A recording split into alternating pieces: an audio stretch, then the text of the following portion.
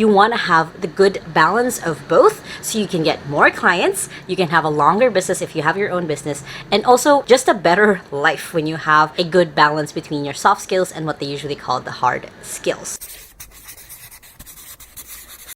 Hey guys, and welcome back to my YouTube channel. Now my goal is that at the end of this video to show you guys what are the top 10 ways that you can upgrade your soft skills when it comes to working from home or having your own business. Now if this is your guys' first time on my channel, my name is Lacaba. I've been working from home since I was 15 years old and now run my own outsourcing agency to XU here in the Philippines. And I post videos every Sundays on how to work from home and Thursdays on how to have a business from home. So make sure to hit the subscribe button right there so you don't miss any of my videos. Now for those out there who have no idea what soft skills are, they are basically kind of like the easiest way that you can imagine it is your character, like how you act towards people. Now there's soft skills and usually writing, graphics, they're usually called the hard skills, but I really like looking at them as you really need both to be able to succeed. You probably know some people who are really good at what they do. They always get accolades, but they might not have the best personality. So you want to have the good balance of both so you can get more clients, you can have a longer business if you have your own business,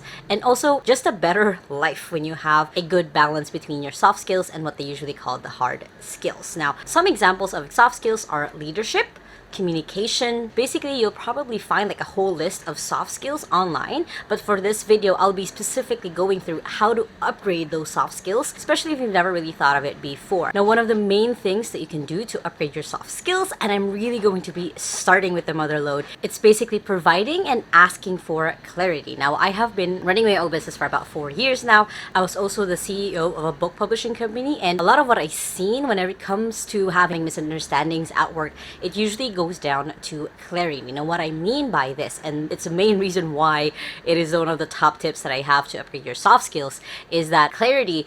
If you guys don't know or are at the same page, it's going to create those misunderstandings, which will create conflict, which will, sometimes do tend to explode. So when it comes to asking and providing clarity, you want to make sure that you guys, like I said, are on the same page. One is you want to make sure that you guys have the same goals. You want to make sure that you're heading towards the same thing. So it's making sure that you guys know what the goal is, what is the desired endpoint, to make sure that you guys are, like I said, in that first same page. Two is then you're going to make sure that if you are giving someone a task or receiving a task, you want to make sure that you know when the deadline is, what this looks like when it's done, so you have again that same page, and also if it's okay to ask them questions. It's one of the more effective ways to make sure that things don't get stuck, that there's no bottlenecks that stop work from getting done. Two is to make sure that you communicate. So going with the clarity side is making sure that if there's anything that seems blurry, or if you have any questions of something that you've never gone before, make sure that you communicate that. If you have a task that was done or task that's paused, you communicate that. There is a fine line between over communicating and under communicating with your boss or your coworker or your client, but you want to make sure that any information that you think they should know, you communicate with them. A lot of the time for our own clients within 2XU, one of the biggest bottlenecks is because everyone is working from home, everyone's working online, they have no idea sometimes if things are getting done or if things are getting done right. So you want to make sure that early on in your work relationship or as you onboard a new client, that there is that communication level of how often do you want me to text you or chat you, how often do you want to get updates. That way you guys are on the same wavelength of how much communication is needed. But again, if you are thinking like, hey, I think my boss should know about this, try to double check, like, is this an information that will be helpful for them to move things forward? Because then that is something that they should know. The next tip is being open for feedback. Now, feedback is one of the fastest way that you can grow, but you also need to also learn how to filter feedback. So it's being open to feedback and also knowing how to filter feedback. Not all feedback is something that you need to listen to or adhere. Again, get that clarity to make sure that you guys are on the same page. When you ask for feedback, you are asking for anything that they saw that you might have missed, and also it's a way for you to again grow. You're able to skip common mistakes because you're getting feedback from experts or people who've done it before. You're also showing that you're the kind of person who's open for feedback. Next is to get to know your team. Whether you are an employee who's just going in, or especially if you are the boss hiring people, you need to get to know your team. Now, there's a lot of different ways that you can do this, and depends on where you're watching this from and your culture. There's going to be different ways that you can develop your work relationships. Now, the reason why this is super important is these are the people helping you get things done. These are the people who are either above you or below you, who help make the machinery that is a business work. So, for example, for us within our agency, we actually hire someone, we hire an executive assistant for a client who may or may not have an existing team. And one of the biggest things that I always tell these assistants is get to know the people that you're working with, because then it makes that workflow work so much better when everyone has really good communication, has that clarity, is given feedback, and they also get to know each other outside of the facade of work. So one of the fastest ways that you can build relationships is literally just asking, how are you doing? And is there anything else that I can do to help? Or do you need help? It's that extra step of just kind of getting to know them and how they are that will help you build a better team. Next, which is related to the last one, is just be a good teammate. Now, you probably have had either experienced a horror story of an employee or a coworker who was just a little bit toxic, or you just generally avoided them, or you've heard the horror stories. Now, being a good teammate could just be being someone who's empathetic, is someone who asks other people if there's anything that they need. Being a good teammate could simply be being a person that they can ask questions, especially if you are an expert in your field.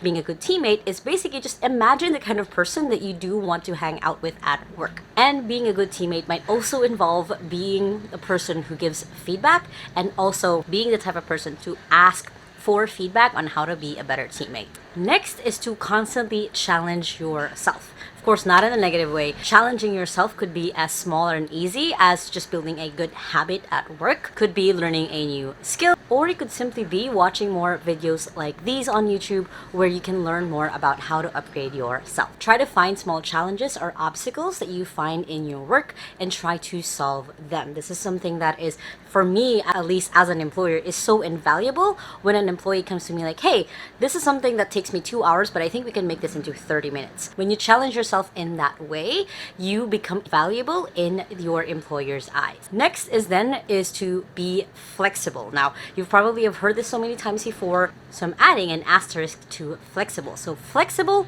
with boundaries. Now, I know a lot of YouTube videos will tell you, be flexible, be the person who makes way for other people, be the person who gives the leeway, but that needs to have boundaries. Now, being flexible is being open to changes that come up or rise up, because that will happen in a business.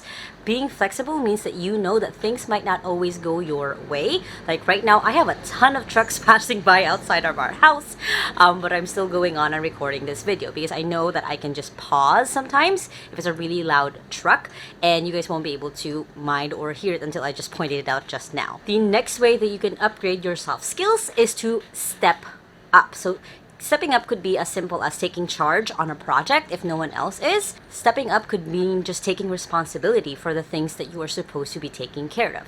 Stepping up could mean being the person who is willing to say that I was wrong and I'm ready to listen what your feedback is. So stepping up is going out of your comfort zone a little bit to make sure that things get done, to make sure that things happen. When you're someone who is habitually, like it becomes a habit for you to step up, you're building that value within yourself if it's your business, or you're growing that value within your employers or within the people that you work with. Next way that you can upgrade your soft skill is to notice patterns. Now, this is where a little bit of your FBI skills can come in. But what I mean by notice patterns is simply to see or note, again, using the word notice, that if, let's say, situation A happens, the situation B needs to happen next. What this will look like, for example, is let's say you get a new client, right? You need to notice what are the things that they will ask for, what are the things that they will ask feedback for, what are the things that they need as they are being onboarded. This way, you can start building out different assets within the business,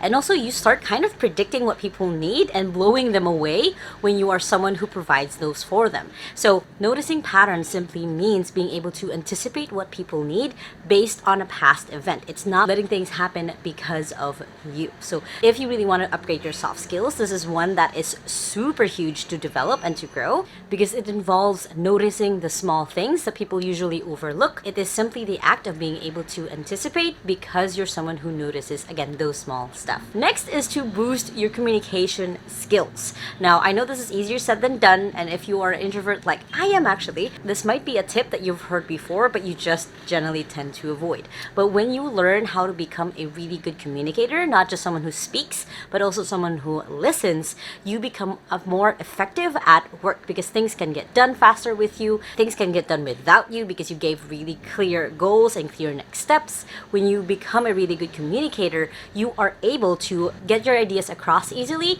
so they can get done. One of the fastest ways that I have learned myself on how to be a good communicator is through these videos. At first, I started with doing 100 videos a day in 2019 and gotten fast feedback from it because I posted one video a day, and also became mentored by a lot of my other friends who are really good communicators. So those are the two things: to just practice and find mentors if you really want to be a really good communicator, which again will boost your soft skills. Next one is to learn the value of time. What I mean by this is everyone has the same 24 hours in a day. Everyone has the same 7 days a week. You need to learn the value of your time and other people's time. So for example, for me, when I first started getting serious on YouTube and I was posting 2 videos a week, I was the one who was still editing and researching my own videos. It got to the point where as my views went up and as I started getting monetized, that it didn't make sense anymore for me to be the one editing my own videos. So I can focus on the big stuff. So I can focus on, okay, where are the market, what are the things that people are looking for. The 4 to 8 hours it would take for me in a week to edit my videos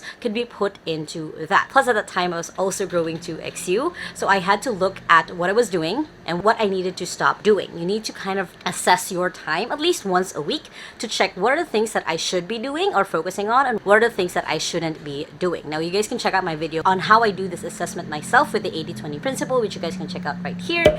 But basically on how I'm able to manage my own time by knowing where my value is as a boss and used to be as an employee. You need to learn how to be able to assess again what are the things that you should do and not do anymore, so you can devote more time to the things that you should be doing. And one of the biggest ways that you can upgrade your soft skills is surround yourself with the right people. It is true that you are the average of the 5 people that you always hang out with. If you're hanging out with people who are always talking about business, you will probably end up starting your own business. If you end up with hanging out with a lot of people who are not sure about life, you will probably be not sure about your own life. So try to find mentors, try to find group mates, try to find organizations that align with the goal that you want. You want to surround yourself with people who have what you want and have been where you are. So they're about 2-3 steps ahead of you. That way they can help lift you up to where you want to go. Now, if you guys like this video, make sure to hit the thumbs up button right there. And as for our featured comment for this video, it's a comment from Miss Potato Head. She asks, what about the payment though? I use PayPal because I can't open a bank account yet. Does that depend on the employer? So yes and no. Typically, most people will just use PayPal because that's one of the fastest ways. However, there are more and more payment methods like Wise and Neum that are starting to come out where freelancers can get paid online. But again, that will depend on the employer. There's also Stripe. There's a lot of different payment methods, and I would recommend that you talk to your boss or your future employer about it just so you have that clarity. Now, if you guys want your question answered in the next video, make sure to leave those below. And if you guys still haven't, make sure to hit the subscribe button right there so you don't miss any of my videos every Sunday on how to work from home and every Thursday on how to have a business online or at home. And you guys can check out more videos on how to work from home here, more videos on have an online business right here, and the latest video right here. Now, I hope you guys have an awesome day. And remember that small steps matters, and I'll see you in the next video. Bye!